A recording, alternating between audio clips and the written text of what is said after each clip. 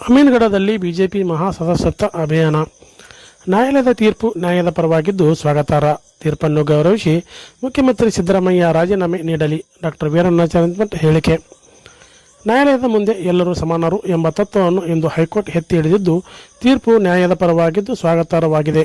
ನ್ಯಾಯಾಲಯದ ತೀರ್ಪನ್ನು ಗೌರವಿಸಿ ನೈತಿಕ ಹೊಣೆ ಹೊತ್ತು ಮುಖ್ಯಮಂತ್ರಿ ಸಿದ್ದರಾಮಯ್ಯನವರು ರಾಜೀನಾಮೆ ನೀಡಿ ತನಿಖೆ ಸಹಕರಿಸಲಿ ಎಂದು ಡಾಕ್ಟರ್ ವೀರಣ್ಣಾಚಲಂಮಠ ಅವರು ಹೇಳಿದರು.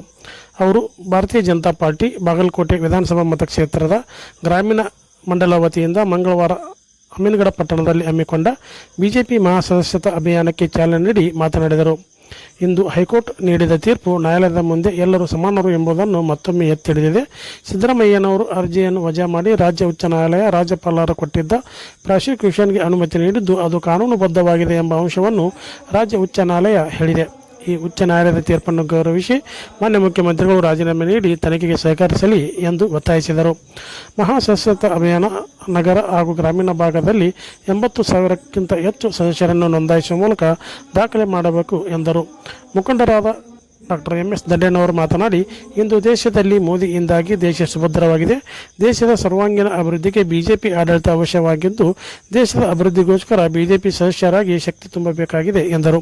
ಪ್ರಾಸ್ತಾವಿಕವಾಗಿ ಮಾತನಾಡಿದ ಅಭಿಯಾನದ ಪ್ರಭಾರಿ ಶಂಕರ್ ಹುನೂರ್ ಅಭಿಯಾನದ ಕುರಿತು ಮಾತನಾಡಿದರು. ಕಾರ್ಯಕ್ರಮದಲ್ಲಿ ರಾಜು ಮುದೇನೂರ್, ಗ್ರಾಮೀಣ ಮಂಡಲ ಅಧ್ಯಕ್ಷ ಸುರೇಶ್ ಕೊಣ್ಣೂರ್, ಮಲ್ಲೇಶ್ ವಿಜಯಪುರ್, ಕಲ್ಲಪ್ಪ ಭಗವತಿ, ಪಟ್ಟಣ ಪಂಚಾಯಿತಿ ಉಪಾಧ್ಯಕ್ಷೆ ಉಮಾಶ್ರೀ ಹಣಗಿ, ಲಕ್ಷ್ಮಣ್ ತಳವಾರ್, ವಿಜಯಕುಮಾರ್ ಕೊಣ್ಣೂರ್, ಯಮನಪ್ಪ ಕತ್ತಿ, ಸಂತೋಷ್ ಹೈವಳೆ, ಬಸವರಾಜ್ ಬೇವೂರ್, ಗುರುನಾಥ್ ಚಳಿಮರದ್, ಪುಷ್ಪಾ ಮುಳ್ಳೋದ್, ಸುಜಾತಾ ತತ್ರಾಣಿ, ಜ್ಯೋತಿ ತುಂಬಿಗಿ, ಸಂಗಪ್ಪ ತಳವಾರ್, ಪುಂಡಲಿಕಪ್ಪ ಮುಲಿಮನಿ ಸೇರಿದಂತೆ ಅನೇಕರು ಭಾಗವಹಿಸಿದ್ದರು.